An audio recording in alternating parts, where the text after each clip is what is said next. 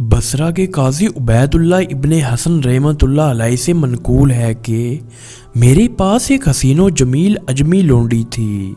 اس کے حسن و جمال نے مجھے حیرت میں ڈال رکھا تھا۔ ایک رات وہ سو رہی تھی۔ جب رات گئے میری آنکھ کھلی تو اسے بستر پر نہ پا کر میں نے کہا یہ تو بہت برا ہوا۔ پھر میں اسے ڈھونڈنے کے لیے جانے لگا تو دیکھا کہ وہ اپنے پروردگار عز و جل کی عبادت میں مشغول ہے۔ اس کی نورانی پیشانی اللہ سبحانہ و تعالیٰ کی بارگاہ میں سجدہ ریز تھی۔ وہ اپنی پرسوز آواز سے بارگاہ خداوندی میں اس طرح عرض گزار تھی، اے میرے خالق، تجھے مجھ سے جو محبت ہے اسی کا واسطہ دے کر التجا کرتی ہوں کہ تو میری مغفرت فرما دے۔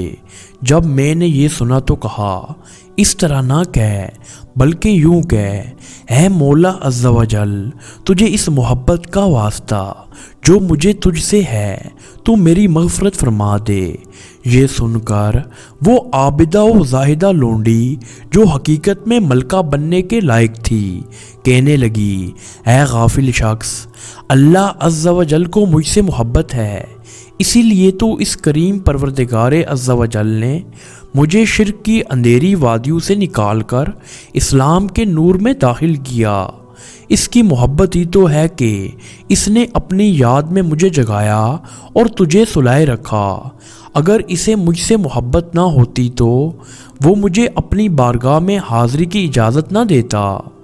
قاضی عبید اللہ بن حسن رحمۃ اللہ علیہ کہتے ہیں، میں اس کے حسن و جمال اور چہرے کی نورانیت سے پہلے ہی بہت متاثر تھا۔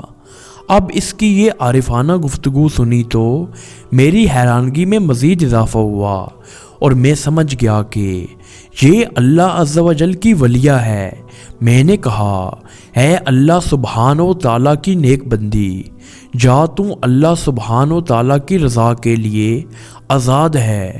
جب لونڈی نے سنا تو کہا، میرے آقا، یہ آپ نے اچھا نہیں کیا کہ مجھے آزاد کر دیا۔ اب تک مجھے دوہرا اجر مل رہا تھا، یعنی ایک آپ کی اطاعت کا اور دوسرا اللہ عز و جل کی اطاعت کا، لیکن اب آزادی کے بعد مجھے صرف ایک اجر ملے گا۔